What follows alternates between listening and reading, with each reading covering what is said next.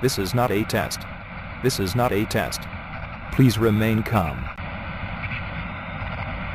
Unburied dead are coming back to life and seeking human victims. Seeking human victims. Seeking human victims.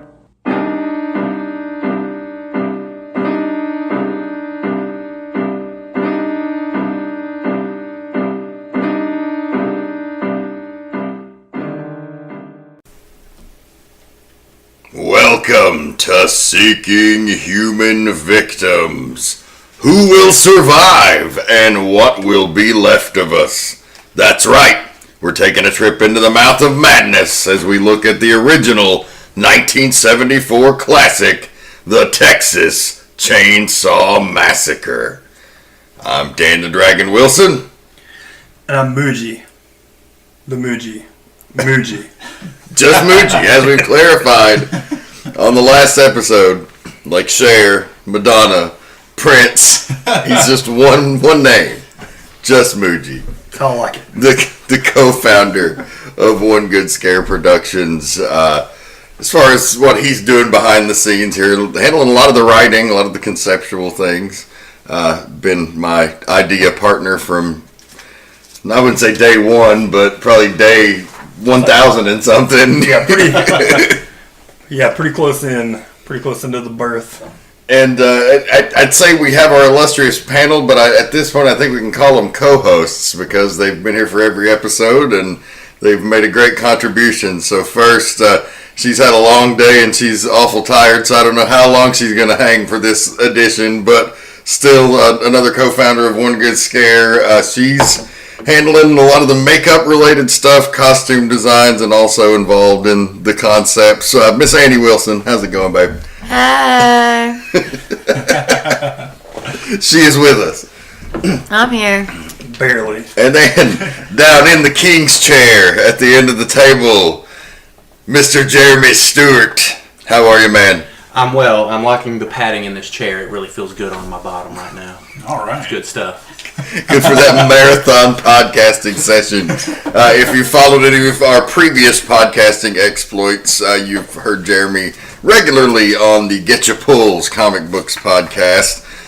Jeremy's been involved in most of the creative projects I've been involved in for my young life here, so glad to have him aboard this one. And then another co-host of the Get Your Pulls Comics podcast, up-and-coming comics artist, also a concept guy here, and an artist as well at One Good Scare, Mr. Todd Johnston. Hey, what's up, buddy? Welcome. And then the voice of reason of Seeking Human Victims, if he's ever been called that, the Ron Swanson of horror podcasting, Mr. Jason Griswold. Thank you very much, Daniel. Pleasure to have you. I've enjoyed your insight and the best Dr. Loomis impersonation around these parts. Truly. Can't say enough about that. Really enjoyed that on the Halloween episode. That's very kind of you to say. So tonight, we're looking at cannibalism, meat. So let's dig right in.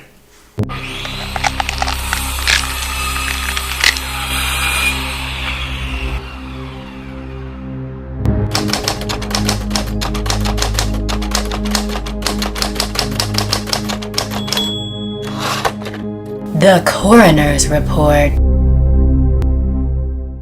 That's right, it's the coroner's report. So let's look at exactly what led up to this film. Like all great films, this movie could not have been made without a team. But perhaps in this case more so than the movies we've covered yet, the director, co-writer, co-producer, Tobe Hooper, is the main man responsible for this story existing and then coming to life. Tobe Hooper was born in Austin, Texas in 1943, where his mom went into labor in a movie theater. His dad was a well-to-do hotel manager locally there in Texas. He was friends with many bigwig politicians, including President Lyndon B. Johnson, and he grew up in the periphery of politics. Hooper said he saw through politicians pretty quickly. He said there was a lot of bullshit in that area, And to him, it was pretty transparent, if you were on the inner circle. He said that his parents were always entertaining those politicians. They held a lot of big parties. So another one of their side businesses, they owned a movie theater in San Angelo, Texas. So when they were off gallivanting with the well-to-do of Austin, Texas, Tobe was at the movies. And he said basically the movies became his babysitter, and he learned the language of cinema at a young age as a result of that. So we're seeing a common theme here with this. Tobe Hooper, John Carpenter, George Romero, they all got involved in filmmaking very young. He liked them, had an 8mm camera at home, belonged to his dad, made his own home movies as a kid. Again, we have a running theme here. He was a horror fan, but bored with the genre in the late 60s while in college at the University of Texas at Austin. And a friend suggested that he go down to the student union to see this black and white movie that was getting a big response. That movie was Night of the Living Dead. And this planted a seed for Tobe. He wanted to create that escapism that he'd fell in love with as a child. Another thing of note is Night of the Living Dead brought the drive-in theater back in vogue for the horror film at that time. And that was also something he wanted to capitalize on. But the feel-good 60s came crashing down between the Manson family murders, the Kennedy assassination, the Vietnam War, the gas shortage in the country, Watergate, etc. The American dream was pretty much dying on the vine for a lot of people at this time. And as always, horror films became a reflection of society. In 1972, Sean Cunningham and Wes Craven came together to create the brutal Last House on the Left. And this time the themes hitting close to home. We're no longer looking at Eastern European folklore monsters. Not even in the case of Romero, undead monsters. This is us. Nothing supernatural about it. Just the worst of humanity on display. At this time, Tobe Hooper had just graduated at the University of Austin and had created his first film, Eggshells. It was basically a hippie student art film that he and Kim Hinkle made together. He made sort of a conservationist political statement with it.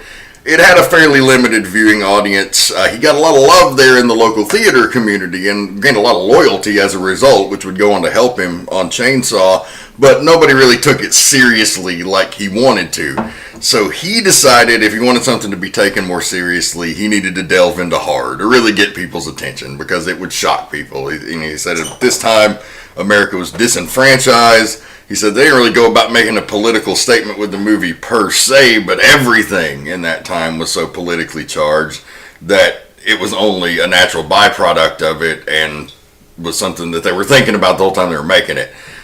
He said everybody was irritated and on edge. The gas shortage that I mentioned as part of the woes, that was actually used as the setup in the movie. They run out of gas, they have to go to a gas station, chaos ensues. So as the movie starts coming together, we look at first the concept. And so first the concept of the chainsaw is kind of what started everything. Makes sense, Texas Chainsaw Massacre. So while Tobe Hooper was out Christmas shopping one year at a Sears, good old Sears Roebuck at the time, he got claustrophobic a bit about the thick crowds around him, as we all have. I can't stand to go Black Friday shopping. I enjoy the deals I get, but the people do make me claustrophobic. You can go to an amusement park. We love to go to Disney World and Universal, but sometimes those crowds and sometimes those lines, man. Woo. So he looks up over in the corner and he sees a chainsaw display. And he starts thinking, oh man, if I could fire up that chainsaw, I'd get through this fucking crowd real quick like. We've all thought that. Yeah. Absolutely. I'm thinking it right now. So, of course, this caused his wheels to turn, and the idea just started hitting him. And by the time he'd made the drive from the mall to his house, he had already started coming up with the Sawyer family and the cook and the hitchhiker, and the whole concept of a cannibal family started kind of forming.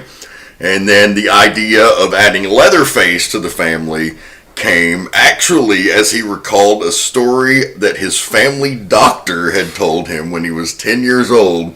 He said when he was in pre-med school, he once skinned the face off of a cadaver and dried it out and wore it as a mask at a Halloween party. Oh, God. And That's awful. Yeah, I'm going to let that guy work on me now. Yeah. Huh. That's really weird. We were literally just talking about cutting off people's faces and wearing them at work today. I have a really weird job. the salon industry. Brutal place. You don't know what they're talking about I when want you're your not there. skin. No, your skin.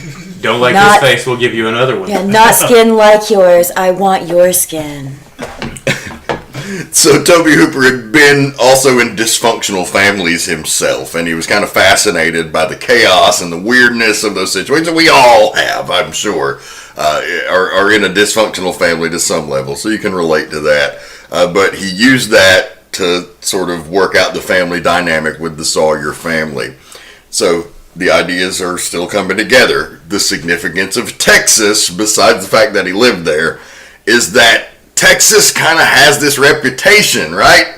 It kind of seems like a foreign place to outsiders, almost like a whole foreign country. It's desolate, and it provides that isolation. We've talked about that many times as a key component of creating tension. It was done in Night of the Living Dead. It's done at times in Halloween, and certainly done in the Texas Chainsaw Massacre with the landscape as a whole, because you are setting it in Texas. And Tobe Hooper himself said he always lived in the city. You know, he lived in Austin. They would frequent Houston and Dallas. He was very familiar with the big cities of Texas, but he was terrified to delve too far out in the country. Most Texans were, because those weird redneck folk, backward motherfuckers, like, that's a real thing. Because the hills have eyes. Yes. I'd say this movie gets scarier, like, the further you are removed from the South. Because, like, living in the South, in the heart of Saudi Daisy, we've seen places like this.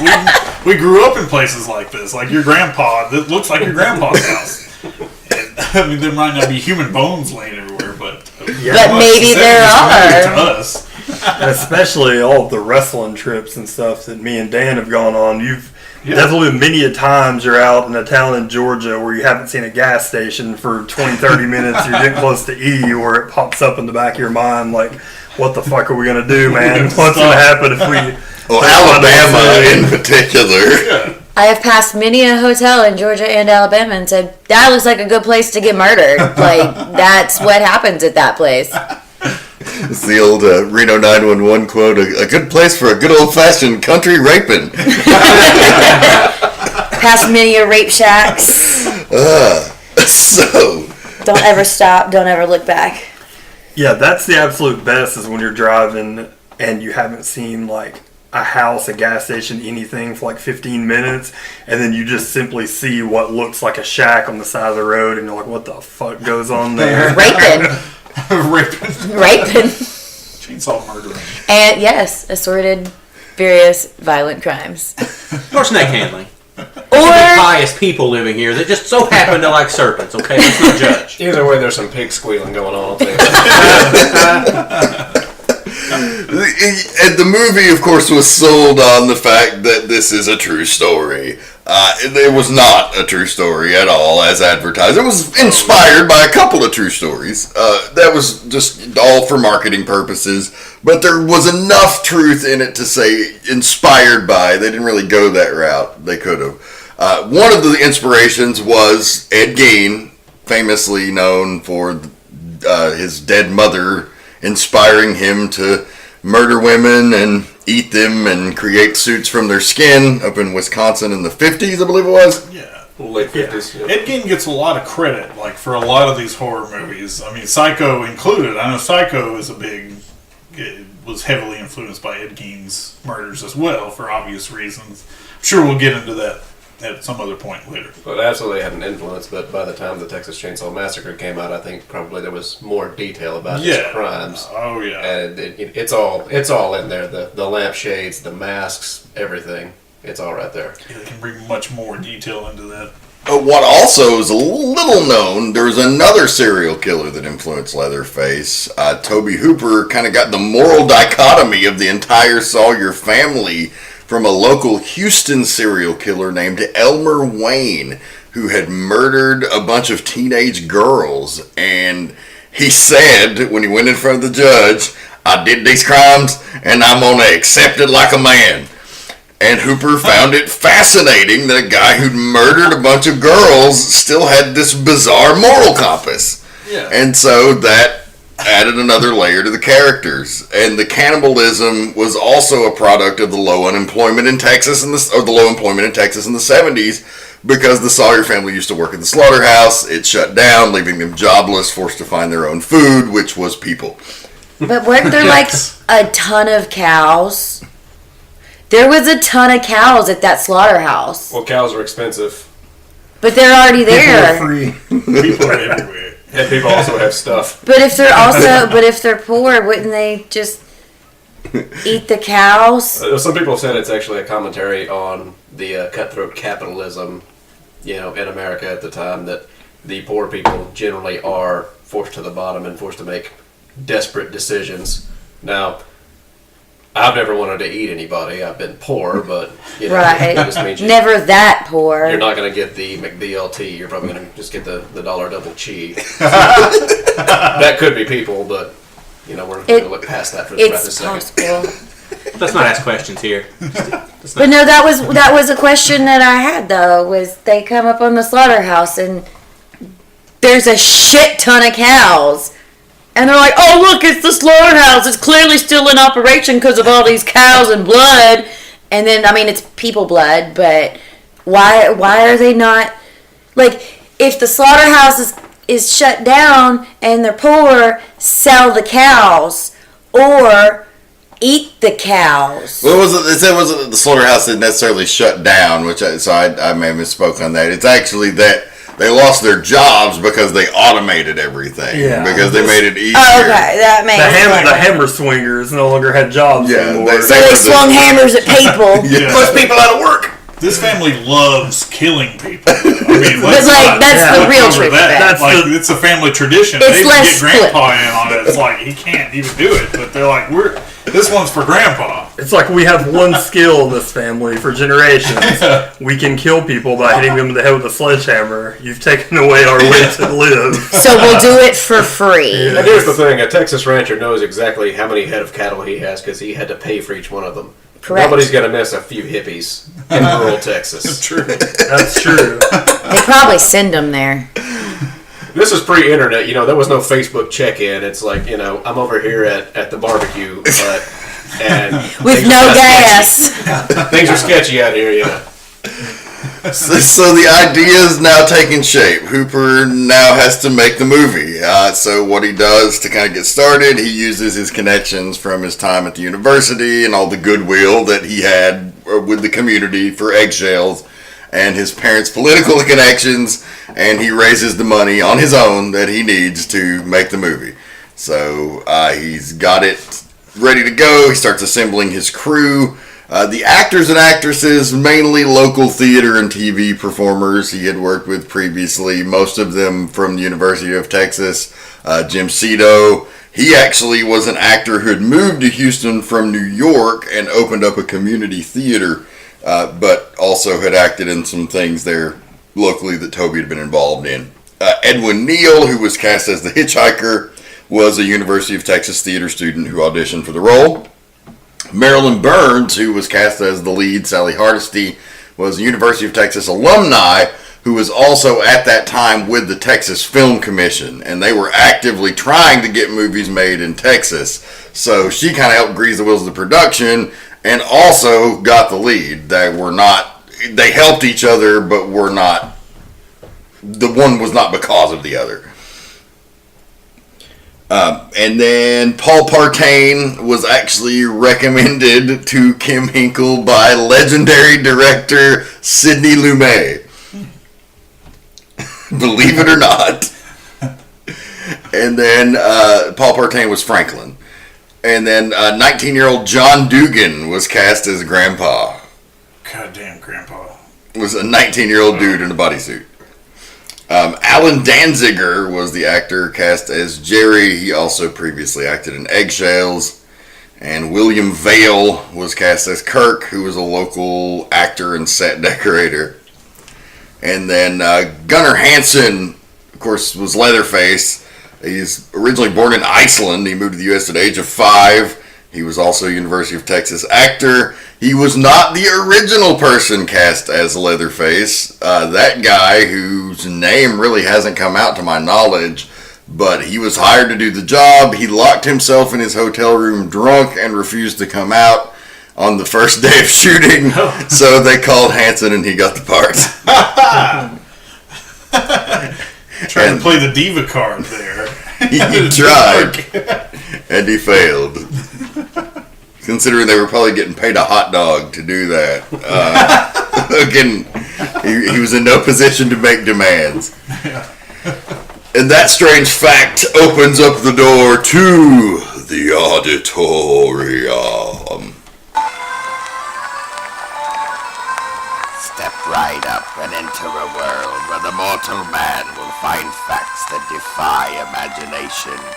What strange truths and morbid curiosities will be revealed inside the auditorium.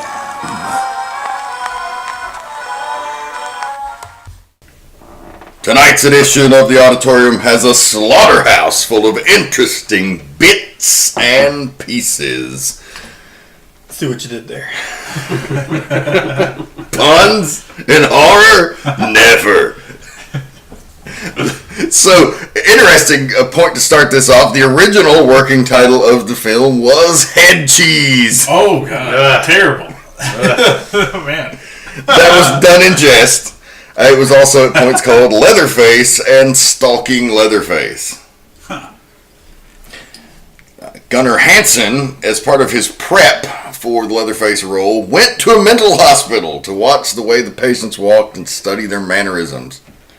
That must have been a quick turnaround to be like, oh, I got the part. Let me go do some research real quick. He was up for the part for a while and was like he knew that he would get it if something happened to the other guy. So it's not like he was just some fucker standing around. He just got real lucky.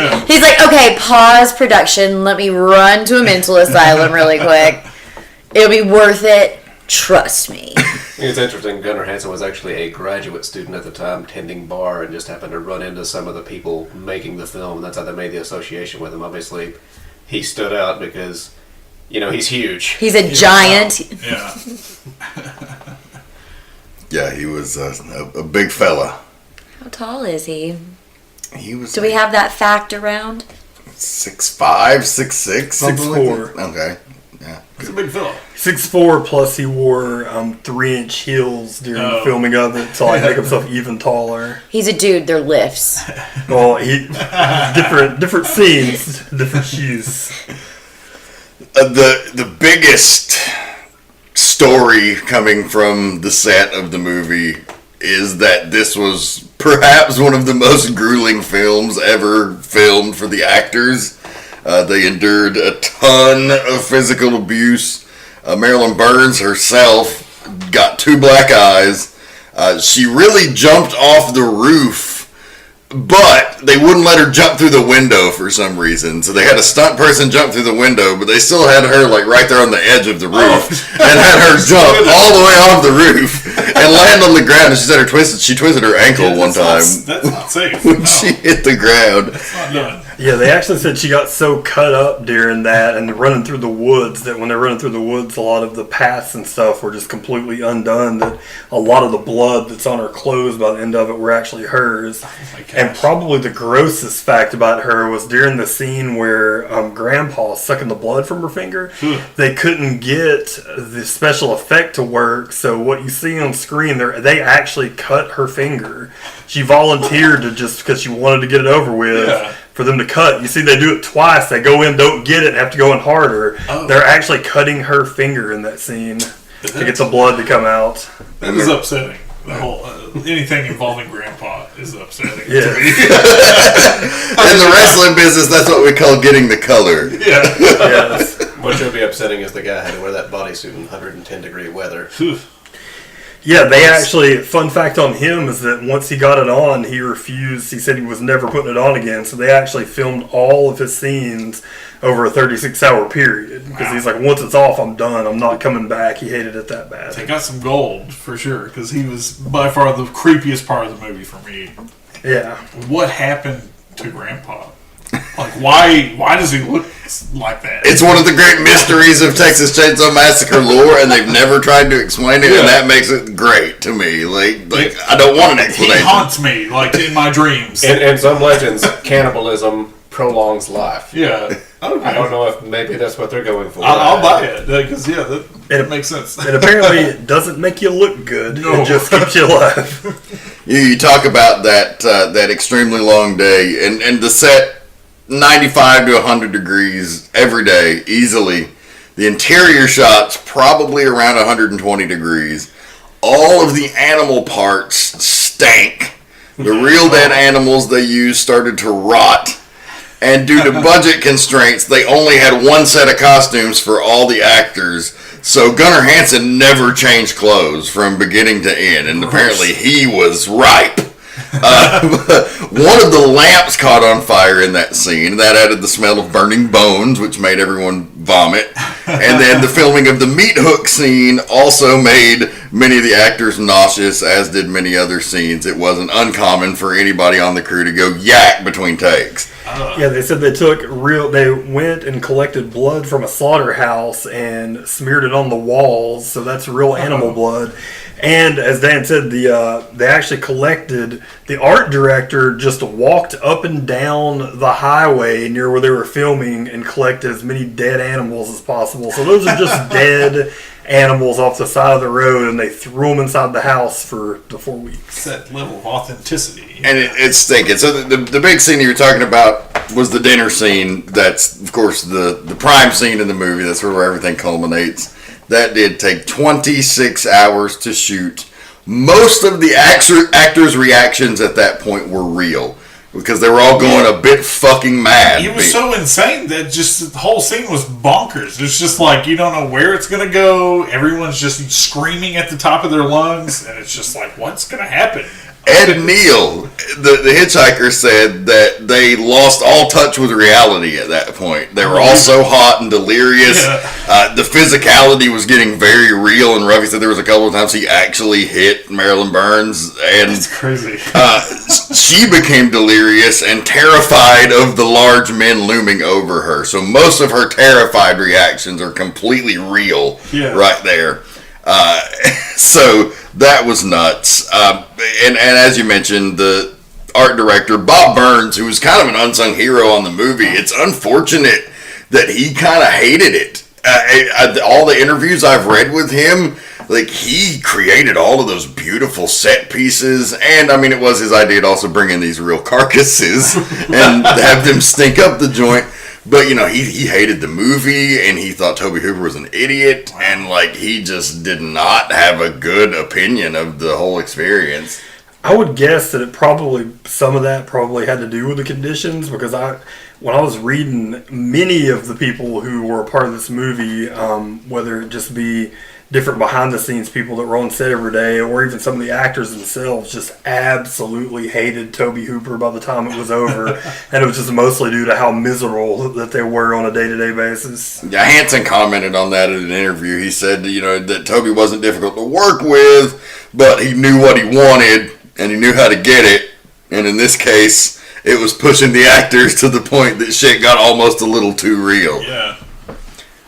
For a few examples of that, in the scene where he chases Sally at night through the woods, he came with about an inch of the chainsaw with a real blade, which it was in many of the scenes, and Marilyn Burns. He couldn't see. He's running in the dark with his mask on his face as fast as he can. She's running from him as fast as she can. He's just swinging it. And also during filming the same scene, he lost control of the chainsaw and threw the motherfucker into the air, and he couldn't see where it went. And he was like, well, I guess this could be it for me if it is. And then it lands like 2 feet beside him. You know, to add to that, I was watching an interview with Gunnar Hansen the other day, and he was talking about the first day of filming. He was so nervous that he was filming the scene where Leatherface, appears and kills Kirk. He, obviously, it's not a real hammer. However, it was made of wood, and that shit hurts. But he actually hits the dude too hard, so that's a real reaction. So the guy's actually semi-conscious. And his instruction was to basically kind of lightly toss him onto some pillows they had. Well, he threw him so hard he actually missed the pillows and hit his head on the wall. So for several years, they weren't too fond of Gunnar Hansen, the other actors. In the scene where he decapitates Jerry, he had to get like within an inch of Alan Danziger's face because you can see the way they filmed it. It's brilliant. Because they don't show anything. No. It's right here, like the body is laid out here, the head is on this end. You can see him going up and down with the chainsaw as if he's chopping his head off. You don't see anything, but to get that effect, he had to get right there. So Alan Danziger's like, he said he was just sitting there, and that chainsaw's whizzing by his face. Oh, it looks authentic, so it worked out. I think I peed a little. Just a lot. I can't pee, it's too hot. I sweat all my sweat out. Everybody was really sweaty in the movie, though. I think it added something to it. That Texas heat, man. The Leatherface dance is, one of the fandom's favorite things from this movie. One of my favorite things, for sure. The Leatherface dance is something I often do when I get excited beyond reproach. That was actually born out of the frustrations with Tobe Hooper. Hansen was just trying to fuck with him because when he swung it in a wide shot as he was filming, Hooper was like, whoa! Until he's like, oh, okay, alright. So he did it again and, act like he was trying to get him. And Tobe really freaked out a little bit and he did a little celebratory dance kind of mocking him. Like, that's where that came from. Nice. And the kill room, of course, was designed to look like a slaughterhouse. I don't think there's any secret there. And in the scene where he saws down the door, he had actually eaten pot brownies for the first time in his life. Oh, no. And was, in 120 degree temperatures, so it added to his delirium. That's a bad time. Right there. I wonder if that's why he opened the screen door before he sawed it down. Like, you're gonna chainsaw down the door, but wait, let me open the screen door. But it's a nice screen door. It did nothing wrong. I was thinking about it. I think I figured that one out. You want to keep the bugs out. He's like, all these bugs coming in here with all this gore everywhere. In the South, you respect the screen door. That is your barrier to the outside world. Keeps the skaters out. Well, he was so high during that scene, he got the chainsaw stuck in the door. So it took a few takes. Jim Cito, the cook, later named Drayton Sawyer, as we learn more about the family in Texas Chainsaw Massacre 2. Jim Cito, mentioned earlier, he owned a local community theater. He directed Houston's first theatrical production of Who's Afraid of Virginia Woolf. Wow. Not exactly a lightweight. No. He was great. He reminded me of like a really deranged Mr. Rogers, I think. There's some writers and critics over the years who have actually compared him to Ed Gein, to bring it back to that point. He is very, very mild-mannered, very unassuming, and then you see that kind of Jekyll and Hyde, later in the film, and I think he plays that off very well. Absolutely. Oh, for sure. And I love it. I'm glad they brought him back for the sequel. It's as crazy and a completely different movie as Texas Chainsaw Massacre 2 is to Part 1. Having him back, just like this whole side story where he infiltrates the local chili game and fucking becomes a champion chili maker with his cannibal chili is just too much. Like, it's one of my favorite things in movie history.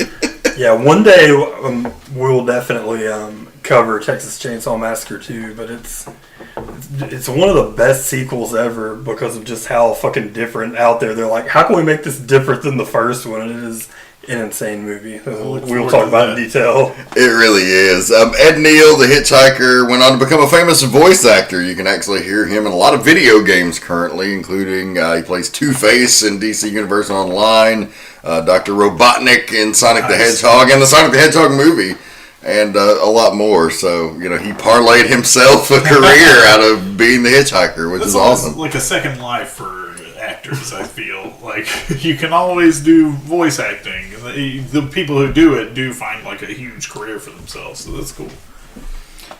And we talked about the art director, Bob Burns, getting dead animals off the side of the road. Most of the props were real, as we'd mentioned, even the human skeletons, because human skeletons were cheaper than plastic ones. Huh. Which is due to the oil crunch, You can't just go dig them up out of the ground. Right. They don't cost anything. They apparently got them from a local, lab. They got them through legal means, allegedly. Was lab in air quotes there?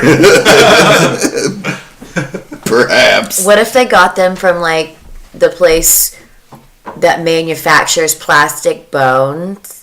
And they'd already made their molds, so they were like, we'll sell it to you cheap. We don't need any more. We got all these plastic ones. We were going to throw this in the garbage. We were just going to set it on the side of the road anyways. In the cabbage. Throw it in the cabbage.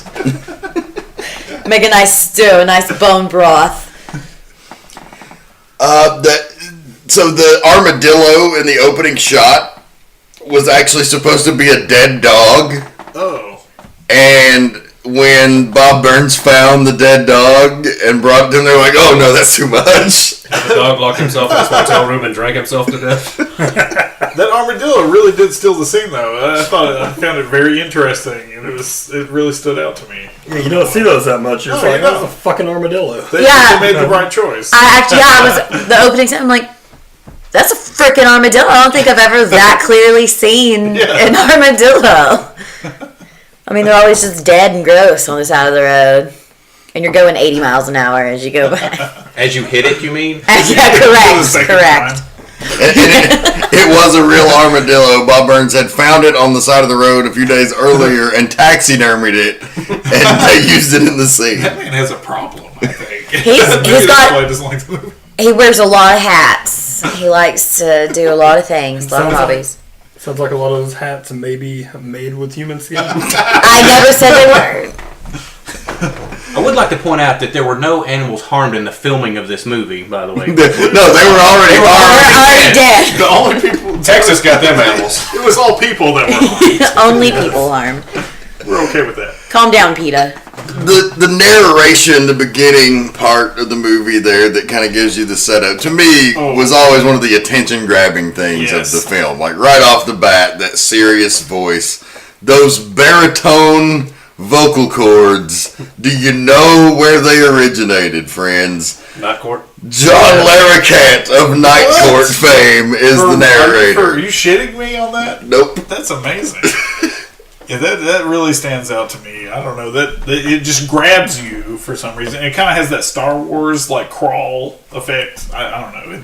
It really sets up the movie well, I feel. It's the first time I ever heard the word macabre, and I love that word, macabre. It's probably the first time for a lot of people seeing the word macabre and hearing it at the same time and going, oh, it's not macabre. Macabre.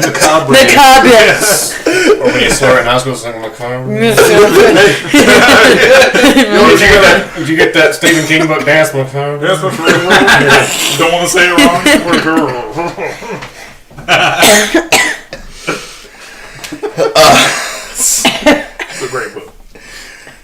So the odd and interesting facts were aplenty here on Texas Chainsaw Massacre. One other that I just had to mention. The guy just won an Oscar here in 2018, if you're listening to that in this year. Guillermo del Toro. Oh, yeah. Hugely influenced by Texas Chainsaw Massacre. It made him become a vegetarian immediately. Oh, wow. I can see that. Thought that was certainly worth mentioning. And speaking of people's reactions to the movies, let's take a look at the numbers.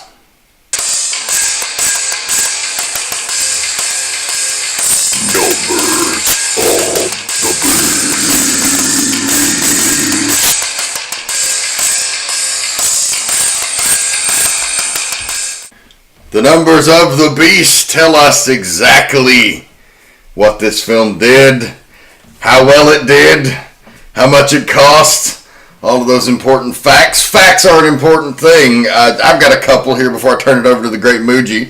But shooting began on July 15th of 1973 and lasted 32 days. It was done 7 days a week, 12 to 16 hours a day normally, and of course the 26-hour dinner scene we know of as well. Yeah, and the movie did very well. It cost around $300,000 at the time as the estimated budget. There is some kind of different sources, different budgets thrown out there, but it seems $300,000 is what most people go with. Which is about $1.5 million today. It made $30 million in 1974, which would be $150 million today. So once again, when you hear like how great Blumhouse does their movies, stuff like that, like some of these movies back then actually did basically the same or better. They just are, adjusted for inflation. It just does $30 million doesn't seem like that much, but it actually would be $150 today. Some of the bad stuff on finances, though, is that Tobe Hooper and the cast didn't get a lot of it. To get the movie made, he had to give 50% of it right off the bat to the financier of the film. And then later on, through a whole bunch of different things, the biggest cost being to fund distribution, they kept giving more and more of the movie away to different people. Also, the cast, you made the joke about the hot dog earlier, that was basically it. They were actually all paid based on points. They were all going to get money based on the profits of the film.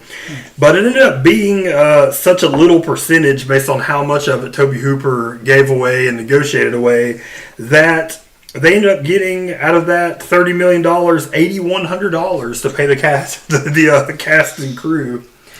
$8,100, which it actually turned out years later that it should have been more money. Oh yeah, I have some info on that. So to understand this, you have to understand Tobe Hooper's perspective, first of all. There was very little blood in this movie. You think for a movie called The Texas Chainsaw Massacre, it would be a gore fest. He intentionally tried to keep things in the mind's eye as opposed to on the screen. He wanted a PG rating because he wanted that mass theatrical release. But the most they would give was an R. They would not budge on that R. And due to this, he had a hard time finding distribution. And as part of one of the deals where he gave away part of the movie, they eventually settled on Bryanston Pictures, who had previously released The Last Dragon, John Carpenter's first movie, Dark Star, and a few others. But it was rumored they had some shady, underhanded dealings. It was actually rumored they were tied to the mafia. They were involved in the Deep Throat scandal. Kim Hinkle and Tobe Hooper had created this Vortex company as a production company, and that's where they ended up giving away most of their ownership in the movie to this Bryanston for the distribution. Now, years later, Bob Burns and a bunch of people who worked on the movie put together a consortium and sued Bryanston, but because they were tied up still with the deep throat stuff in federal court, they had no assets. Their assets were frozen. So they won the judgment, but they didn't get anything from it. Yeah, and it was actually proven that the main, I don't have the name, but the main business partner that they had that was involved in the Deep Throat scandal, he actually did get convicted, and they found out he was actually laundering money he had previously made on other films through the Texas Chainsaw Massacre at the time. And yeah, nobody really got paid then. Everybody got a little bit way later, though. When New Line Cinema bought the rights to the movie, they actually went back, and I believe it's about $25,000 they divvied out to different cast and crew members to pay them, 30 years later for a little bit of what they didn't get back in the day. It's good. It rarely works out like that, as we saw with Romero. Yeah, I mean, it's not a ton of money, but it's great that they, tried to do the right thing and went back and did something. I mean, Tobe Hooper ended up doing all right. He went on to direct Poltergeist, which made him, probably a millionaire at that point. So I think he was all right in terms of that. Like most of these, you can't keep creativity down. Your Carpenters, your Hoopers, your Romeros, these guys always rose to the top. So no secret that they later succeeded, even if the movies you know them for were not necessarily financially successful for them. Even though they might have been financially successful overall. So let's look at the reaction to this movie, because we've talked about the reaction briefly to the other films because they were important and it was more cultural impact. Mostly positive. We did talk about Siskel and Ebert a little bit on the Halloween episode, but Texas Chainsaw Massacre opened the floodgates of the Puritans and the teetotalers. The reaction was insane. There was moral outrage all over the world. They forced them to remove it from theaters in Canada or face morality charges. They were actually going to charge the makers of the film if they did not force the local theaters to remove it. In Australia, it was banned until 1984. In the UK, it was banned after it did get a 1-year run, and then they banned it until 1998 and considered it one of the famous video nasties. Now, over funny phrase. Video nasties, too nasty for me. Yo, what section you got those video nasties in? I want to rent one. Yeah, this was Great Britain. That's completely the wrong accent. Hello, sir. I'd like to rent one of your video nasties. Yeah, I got Dr. Loomis there. It's like, hello, I need a video nasty. Do you have any video nasties, sir? Do you have any new video nasties? I've seen all of these. That one was Hermione, clearly. Or Hermione as Belle, because let's be real, that's what that movie was. But over time, we became desensitized and stances softened, and people began to see the artistic merit in the film, and the overall opinion shifted to where it was no longer considered a plague on society and the reason young children have abortions, but it was considered a classic, as it should have been. It launched a franchise that ultimately included numerous sequels, remakes, video games, comics, novels, action figures, t-shirts, and more. It has a lot in common with New Jack. That's an inside joke. I'm going to cut that. Fuck you, Muji. We're cutting. If you have seen the Texas Chainsaw Massacre, you might know of the plot, if you could make sense of it. And that's not an insult to the film. It just takes you into the mouth of madness. But we have put it all together for you in a nice, neat little package. It's the burial plot. It is now time to uncover the burial plot. This is a true story, I tell you. Sally Hardesty and her invalid brother Franklin. Whoa, is that okay to say? Invalid? I guess not. The Hardesties and friends go on a road trip. It was an idyllic summer day. They thought it would be cool, but instead, they see a bunch of mad and macabre stuff that they wish they hadn't. The events of the day are later known as the Texas Chainsaw Massacre. Sally, Franklin, and their friends start out on a quest to do something that we learn is peculiar at best. we see a grisly work of art. Corpses are tied together. Should the Hoddesties make a trip to make sure Grandpa's corpse is still in his grave? Oh, I'd guess they'd better. Franklin needs to take a piss. He's even given a can for his trouble. A truck driving by loses some of its shit, and down the hill Franklin tumbles. Ah! Franklin! Franklin, you okay? Well, pissing into a can from a sitting position is never easy, but damn it! Once they are back in the van and we presume the piss can is full, they head to the graveyard so they can see if Granddaddy is still in his hole. Can we find out if anything happened to my granddaddy? That fat guy there with the flashlight is the sheriff. You tell him your granddaddy's buried in there. He'll let you in. I see things. Back in the van. Boom! Boom! Boom! The crew sees a hitchhiker. It's hot, so they offer him a ride. This turns out to be a huge mistake. They should have let him fry. Someone in this strange town is stealing corpses just a few miles away. Perfect time to pick up a hitchhiker, don't y'all think? Yeah! It's Dracula. Gun's no good. Old way's better. Look at these gross pictures. I love head cheese. Head cheese is good. I'm gonna cut my hand. Smile. This picture sucks. Give me $2 for it. Hey, fuck you. Okay, I'll burn it then. Ow! I might as well cut Franklin. Ah! That's the last time I pick up a goddamn hitchhiker. They stop to fill up the van, but the station is out of gas. They are offered some sweet barbecue instead, and some random shots of Pam's ass. They leave the gas station, but make sure to let the locals know they are going to their family's old abandoned house right down the road.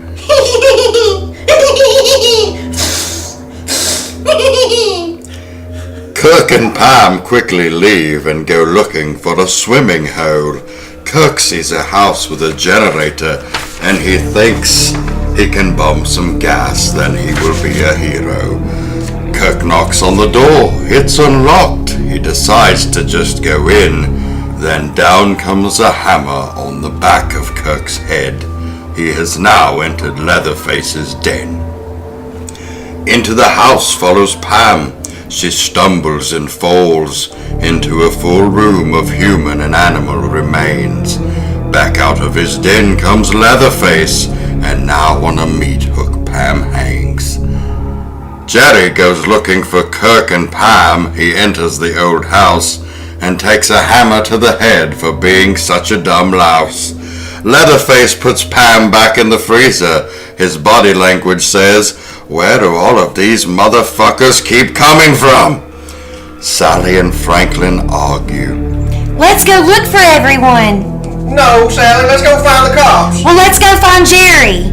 We got no keys! We got no keys, Sally! Well, give me the flashlight then, you coward. Okay, I'll go with you. I'll go with you, Sally. Franklin should have stayed behind. He runs into Leatherface, who is wielding a chainsaw, and Leatherface knows what a chainsaw is for. He skins Franklin's ass raw. Like a chainsaw. I'll skin your ass raw. Thanks, Fred. Leatherface chases Sally through his house. She jumps out a window and lands on her ass. She runs through the woods and makes it to the gas station with no gas. The owner of the station is there. I'm sure the old man will get Sally to safety, just like he said. But instead he finds himself a broomstick and bashes poor Sally over the head. Oh, look, it's the hitchhiker. I told you to stay away from that graveyard. They didn't see me, I swear! Look what your brother did to the door. Get your brother and get Grandpa, you half-wit. And all the players have arrived. Even Grandpa is ready for dinner. But old Grandpa is hungry. He just can't wait. So so he sucks some blood from Sally's finger. Old man is just a cook. He ain't no killer. He's just a cook. You shut your mouth, you bitch hog! The cook really isn't much of a killer. He just never had the knack. But Grandpa is the best killer around. Let's let Grandpa have a whack. Here, Grandpa, here! Grandpa just doesn't have the strength, so Sally makes a run for it. Luckily for her, both Leatherface and his brother run like pieces of shit. I just can't catch her. A semi-truck hits the hitchhiker and Sally jumps in. She is out of the reach of Leatherface once again. But Sally and the trucker inexplicably exit the truck. Apparently the giant elevated semi named Black Maria just isn't good enough for an escape, so Sally jumps in the bed of a pickup truck. So much safer, don't you think? Somehow Sally gets away. While chopping half of his leg off, Leatherface is dancing in the street.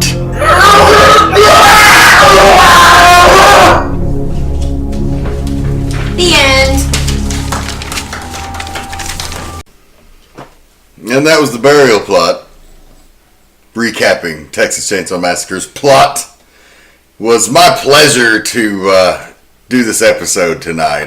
This is what I've been wanting to do since we started the project. All 3 episodes into it. A long time coming.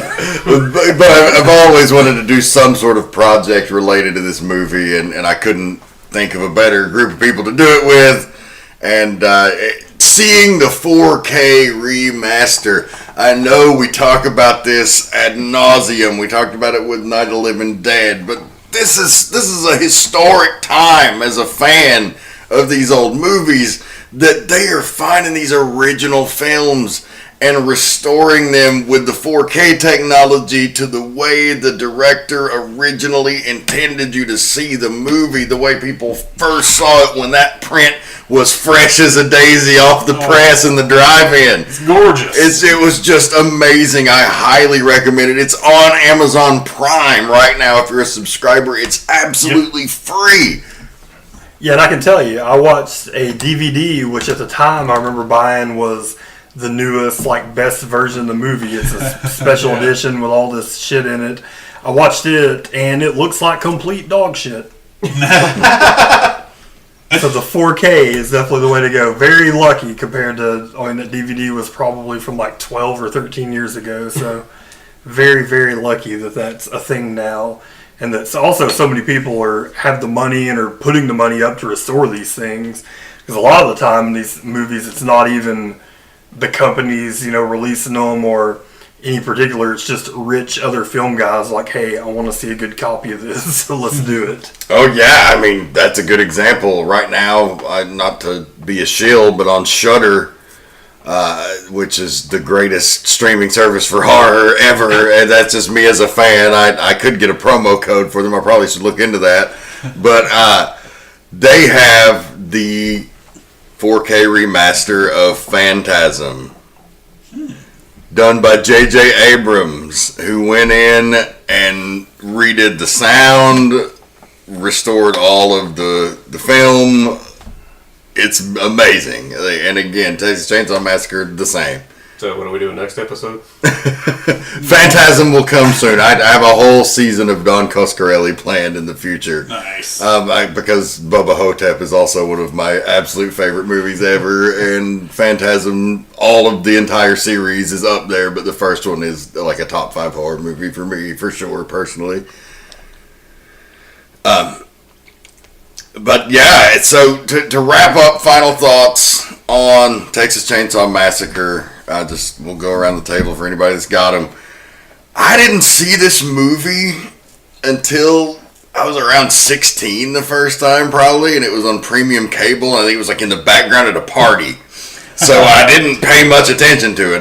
But I saw a couple of images that kind of got my attention, and it brought me back to it later. My first encounter with the movie was actually as a kid, But not watching the movie, it was through the 80s cheese comedy Summer School starring Mark Harmon and Kirstie Alley, where the characters in Mark Harmon's class, Chainsaw and Dave, were big horror fans, and they did a whole project for the class on Texas Chainsaw Massacre, and it stuck with me from that point. But seeing it at that party made me say, I need to seek this out immediately. So in the next week or two, somebody went and bought it on DVD, and I believe you were there, Jason, and you were probably there as well, Jeremy. We all got together, we watched it for the first time, really for the first time, with eyes that could take it in and understand what was going on, if that's possible, because it is, like, on a conceptual level, some crazy shit. And it changed my life. I mean, in terms of what I saw in horror and what horror could do to people. I wanted to be able to make motherfuckers have the reaction that movie made people have. And I think in many ways that's what made the Reverend character at some point in wrestling and other things related to my obsession with horror. I think really going back to that movie, Night of the Living Dead's where it started. That's the first movie I saw. But this movie changed my perceptions. This movie made me want to be able to do what it did to other people. Not in terms of carving them up with a chainsaw. I'm talking about the emotional reaction. And so, yeah, that's really all I've got to say. Yeah, man, Texas Chainsaw Massacre. It's definitely one of the most important horror movies ever. I gotta say, I really like it. It's actually not one of my 5 or 6 favorite movies. I don't have like anything bad about it. It's just not 100% my favorite type of horror movie, even though I really love it. But something that's really crazy about it is it's weird that you didn't see it till later in life. I didn't see it a little bit later either, but it was because, strangely, my parents, especially my mom, would let me watch horror movies as a kid. It's like I've told on the Halloween episode that I saw that really young while my uncle was babysitting me, like 5 years old or younger. And basically the floodgates were open, so, you know, my mom would be like, okay, that's fine, you can watch it, I'll watch it with you, you know. And I started watching, by the time I was 10, I'd seen the majority of everything important that had come out at that point, which probably wouldn't recommend for you to do with your kids or anything, but, you know, it just depends on how you are. You know, it didn't mess me up or anything like that. But Texas Chainsaw Massacre was the one that, like, my mom and dad were like, no, like, that's like a trashy movie, like, you can't see that one yet. Like, it was one that they wouldn't want me to rent. And my mom had seen it as a kid, and it is strange how the fact that without showing hardly any blood at all in the movie, that just through the soundtrack, even though, you know, there's not even like a lot of music, it's just like a lot of like the different sounds, and, you know, when there are songs playing on the radio, they set such a creepy thing, and then just through just the visceral reaction of all the actors and all the scenes and stuff, like, it is a movie that makes you feel very, very uncomfortable. And they were right on that. I don't think at like 10 years old, when I could handle watching Halloween or Nightmare on Elm Street or Friday the 13th, I don't think that I could have handled watching that movie without it, you know, fucking me up for a few days. So I think that's like the greatest. Like I said, when you watch the movie and you break it down, like, it is missing some things. Like, there's not really characters to care about as much like there are in some horror movies. It has some different stuff, but that's its greatest strengths, and the thing that makes it an all-time great movie is that when you leave that movie, you walk away feeling completely disturbed.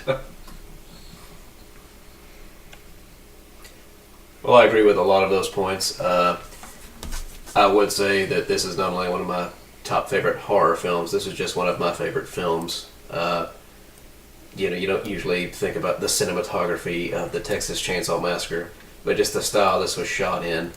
Just this story, just starting out, and you have these scenes hinting to you. You know, they drive by the slaughterhouse. There's the up close shots of the cattle, and then you see the van passing by. But once the killing starts in this film, it's like just a constant punch in the face, and it just does not let up. Maybe the only time it lets up is when Sally makes it into the gas station, and you've heard the noise of the chainsaw, you've heard the noise of the screams, and there's just silence. And maybe she doesn't convey it. Maybe there would be a sense of comfort there, But then when she realizes, that the gas station owner is in on it, and Jim Sidlow, how he just portrays that, just that grin he lets out when he gets the truck and he's got the sack.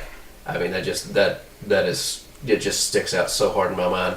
I probably saw this film the first time when I was probably about 10 years old.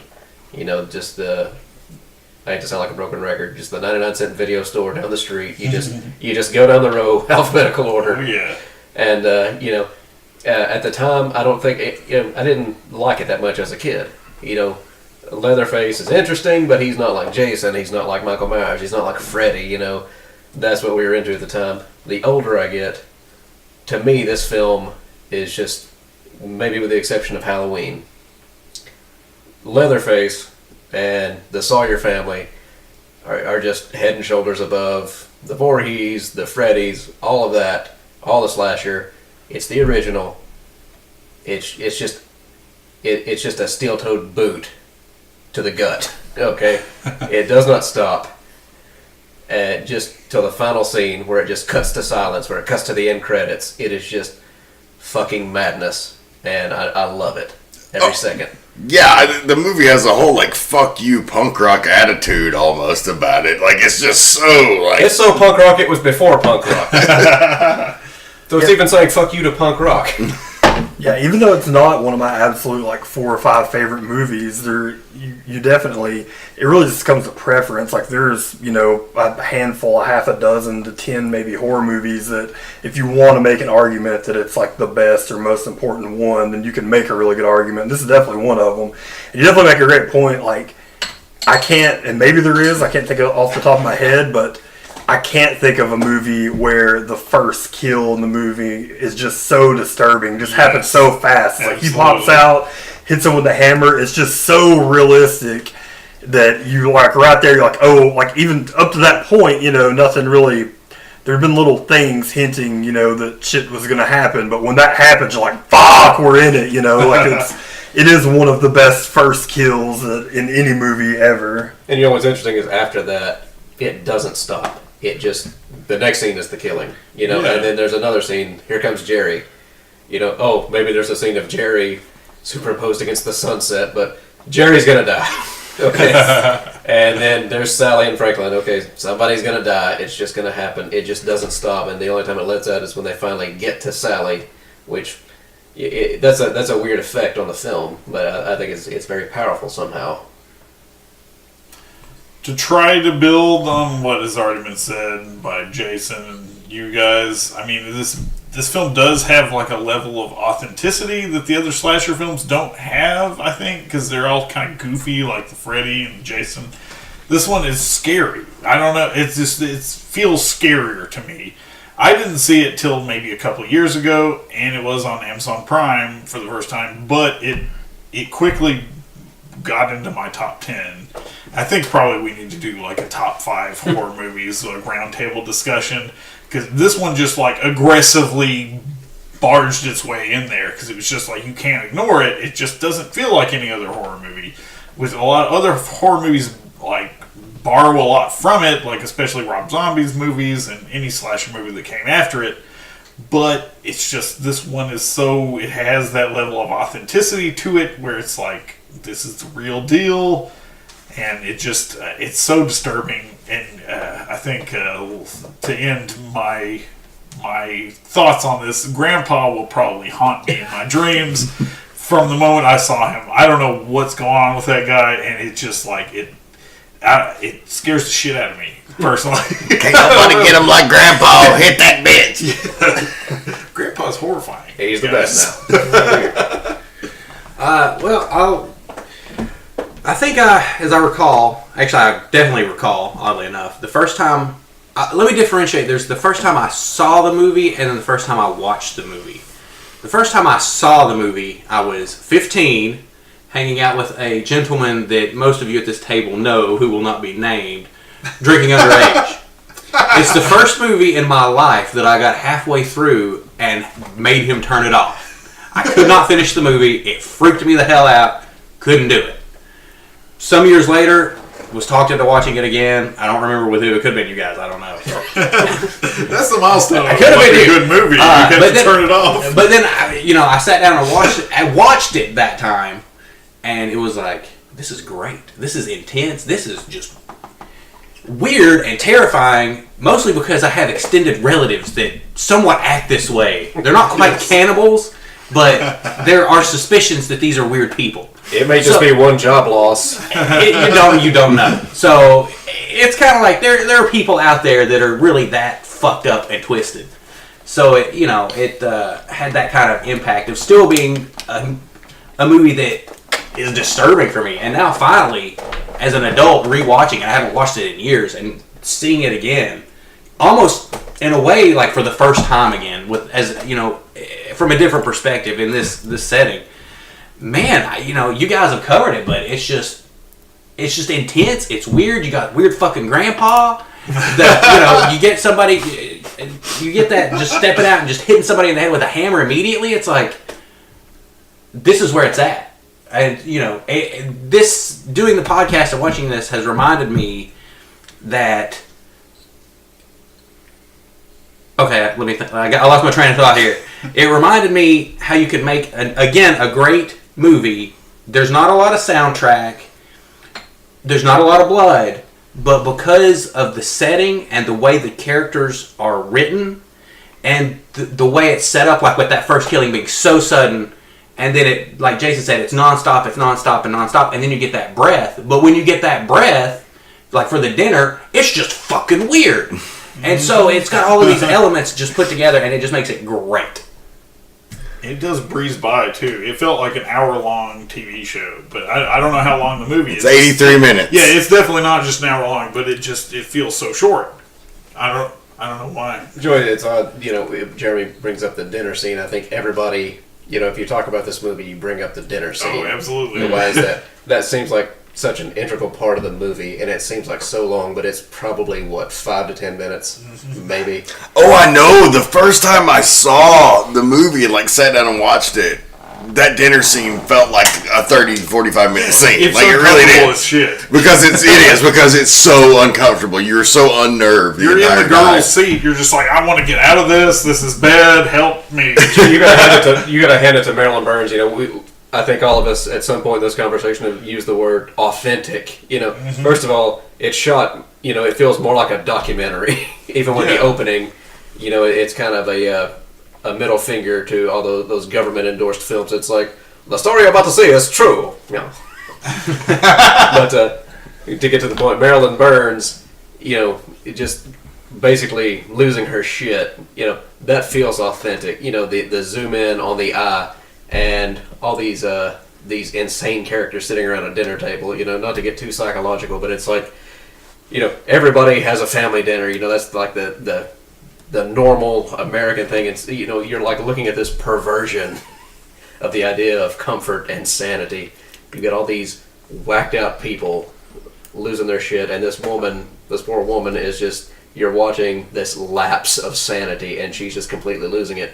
So to hear this information of the actors on set actually did lose it.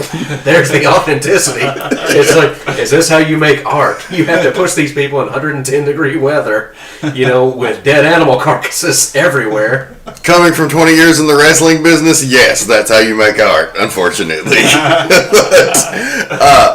Annie, I know, as somebody who didn't grow up watching horror movies, I know you've probably seen this a few times because of me, of course. Actually, this was the first time I've ever seen that movie. I have never seen Texas Chainsaw Massacre before tonight. Wow. Really? Really, and that's your fault, so that's your failing, by the way. Despite the fact that for 10 years you guys had a poster hanging in your house? Yes, we still have a poster. It's not up, I've watched it at least once a year since we've been together. I have never seen Texas Chainsaw Massacre before tonight, and I have to tell you guys, I don't know if it's because I didn't grow up watching it, or if it's because I saw all the movies that came after it, before it. That movie was not scary. That movie did not terrify me. Nothing at all. Everything was so predictable for me from the first kill when he jumps out. I'm like, really? That's how you're gonna display the big scary character for the first time? He's just, here I come out of a darkened corner. And I'm like, really? And he just goes, boop. I'm like, really? That's what you've got? Okay. And then it just keeps going. It's all just boop, boop, dead, and you're dead, and you're dead. And I'm like, okay, cool. Can you do something like cool and like other than like the meat hook? Which then so he puts her on the meat hook, and I'm like, okay, but she just goes, ah, ah. And then you're like, people are puking between scenes, and it's so hard for me to believe watching this because I'm like, she's just standing there going, ah. He killed an invalid with a chainsaw. I mean, that's like, it's not until he's like, it's like, but like the whole beginning part of when he's like, he doesn't come out of the gate swinging. Like, you're like, oh, it's the big kill, first kill. It's like, nah, he comes out like with some love taps. It takes him a minute to like get built up. And I'm just like, I thought this was gonna be more than it was. And it wasn't. And it just never got to where I thought it was going. And I don't know, like the dinner scene wasn't really that effective on me, and I don't know if it's because I saw House of a Thousand Corpses. You've seen everything that's I've seen everything. Yes, I've seen this all before. Different perspectives than everybody else. That's interesting. Yeah, like I didn't think it was scary. Grandpa didn't creep me out. Grandpa looked like a dude he looked like a dude in a terrible prosthetic. It looked like his prosthetic was falling off, probably because it'd been on for 36 hours. I mean, you're watching Little Richard after hearing Black Sabbath. That's the problem here. Like, and I understand that, and that's why, like, I didn't have a lot of commentary, is because I don't see it the same way that most people do. It's because I saw literally all of that in all of the movies that came after. So every time they would go do some gruesome big thing, I'm like, yeah, I've seen that 18 times now.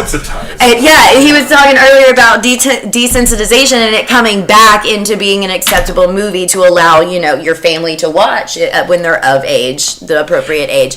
But to the point where they watched it in the children's home and Freddie got fingered, Apparently, yes. So, it's like, if that would come up. I did not start watching movies until after they reintroduced Texas Chainsaw Massacre as a regular movie, I'm growing up with movies like the horror movie that got me into watching horror movies was the first Saw movie, which is considered basically torture porn. Like, it's super gruesome, and now I wasn't into the ultra gruesome violence, I was into the whole reason behind it, and that might be why I don't super connect with it, is because there's not a lot of reason. There's no reason. There's no reason. Insanity. But I like House of a Thousand Corpses, and they don't have a reason to kill anybody other than they're total weirdos who like to do that kind of thing. It's basically a modern Texas Chainsaw Massacre. It's a complete homage, but this just didn't do it for me. Yeah, that's interesting, and I understand. When I watched the movie earlier to come up with like some of the stuff for the burial crypt, my wife came in for like the last 20 minutes and thought it was stupid. So, and we're the same age for reference. Yeah, so I mean, I guess that is the thing, is like a lot of things, like if you do watch the movie from like that eye of like, everyone one by one walked into the house and, into a strange house and back into a dark, crazy room. Yeah. Like, the things that are now cliches weren't. Like, this movie, a lot of the things that have become cliches come from taking it from this movie. But if you've seen a lot of different things, and I love House of a Thousand Corpses, but 90% of it is like just completely janked from this movie. Absolutely. If you've seen so many of these things that are, not even just like the remakes, but the homages to it, then I guess it could be hard to like appreciate the original if you've seen it first. So I completely you've seen all of its loans, yeah, for sure. And I love House of a Thousand Corpses as well. Rob Zombie, he said, I didn't go into it thinking I'm going to do a tribute to Texas Chainsaw Massacre. He said, but when I watched the first cut, I was like, God damn, that's like a tribute to Texas Chainsaw Massacre and Rocky Horror. Which is why I love that movie. So, at the end of the day, of course, this piece stands as one of the greats, and obviously we're talking about all the things that it influenced, and like in Halloween, many of the things that became tropes were created here and effective. I identify a lot with Tobe Hooper. I feel like he was misunderstood by a lot of people. He was his own dude. He didn't really fit in a box. He was overestimated by some and underestimated by others. But he always did what he wanted to do. He never really conformed to the studio system, and he lived a long life. He passed away just last year, and unfortunate, but I do hope the next generation can be inspired by his attitude and his approach to filmmaking, and that what he created, of course, was going to live on forever. All right. And that's going to do it for this week's edition of Seeking Human Victims. Join us next week when we summon Satan. It's the Exorcist. Oh, shit.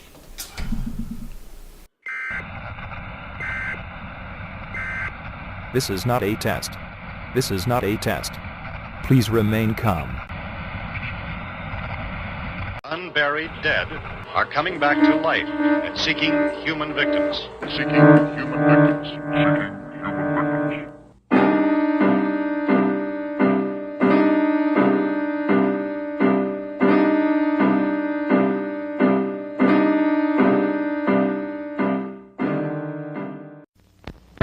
What happened was true.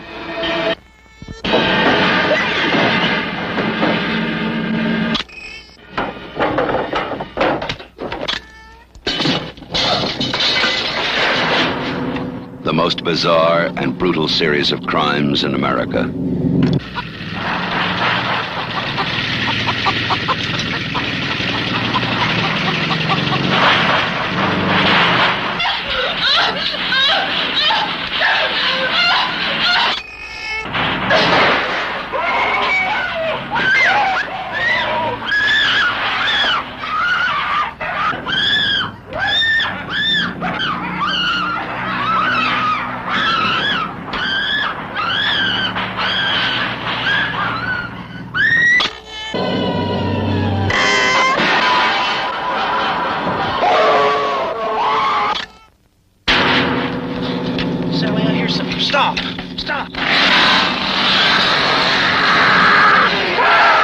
This is the movie that is just as real,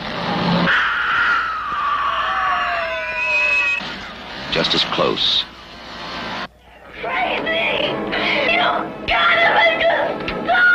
just as terrifying as being there. Even if one of them survives, what will be left? The Texas Chainsaw Massacre. After you stop screaming, you'll start talking about it.